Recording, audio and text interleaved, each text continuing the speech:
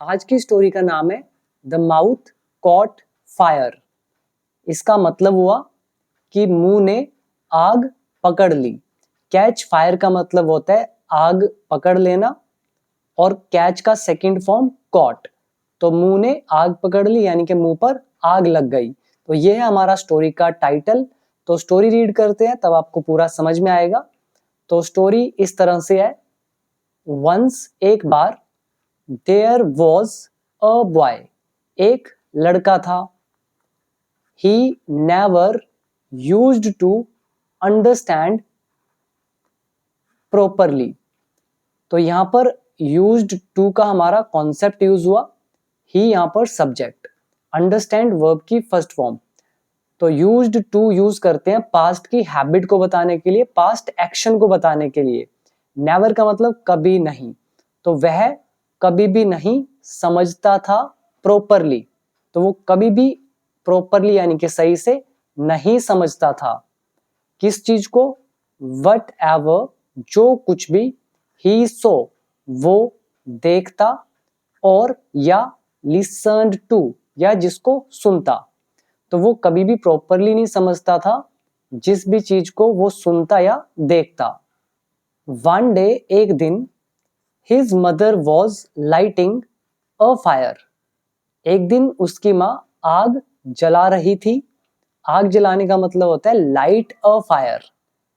कहां पे जला रही थी? In the balcony of her house, अपने मकान की बालकनी में आग जला रही थी।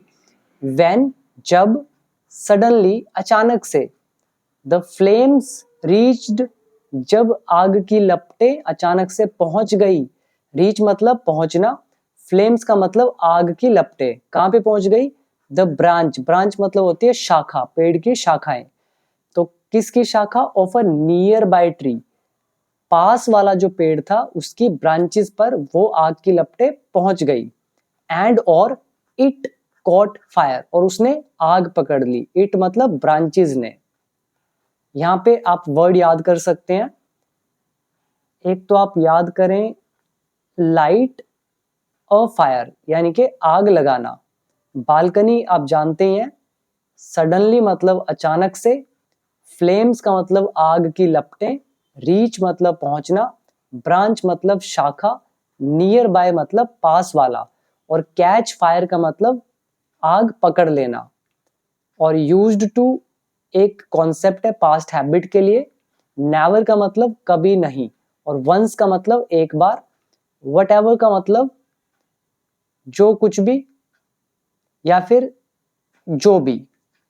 इसके बाद हिज मदर, उसकी माँ ने, क्विकली, जल्दी से, थ्रू, फेंका, a bucket full of water, एक पानी से भरी बाल्टी को फेंका। थ्रो का second form through. Bucket full मतलब भरी हुई बाल्टी, ऑफ वाटर पानी से। तो उसकी माँ ने जल्दी से बकेट फुल ऑफ वाटर फेंक दी। ऑन द ट्री ब्रांच, पेड़ की शाखा पर। एंड, और, the fire was put out, और जो आग थी वो पुट आउट हो गई यानी कि बुझ गई। यहाँ पे आप याद कर सकते हैं पुट आउट एक फ्रेजल वर्ब है जिसका मतलब आग बुझाने से है।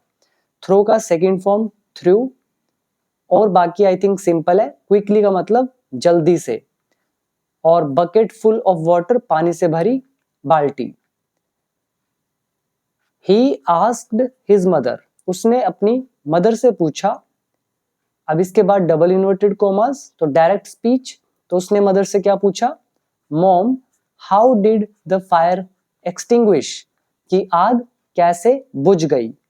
एक्सटिंग्विश एक वर्ब है जिसका मतलब होता है आग का बुझना।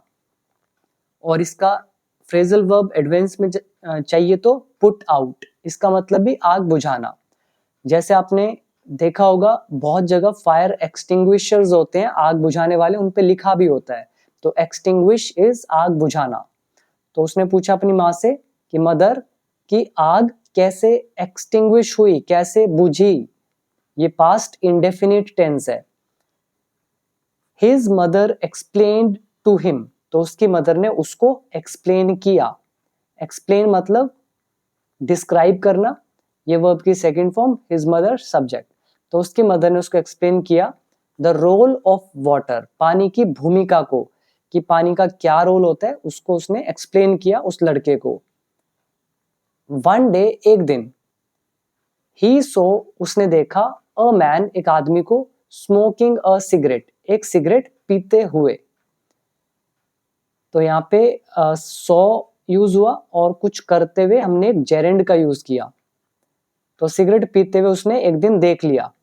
ही क्विकली, उसने जल्दी से, ब्रॉट, लेकर आया, ब्रिंग मतलब लाना, ब्रॉट इज सेकंड फॉर्म, तो वो जल्दी से लेकर आया, a glass full of water, एक पानी से भरा ग्लास, एंड और थ्रू इट, और उसने फेंक दिया।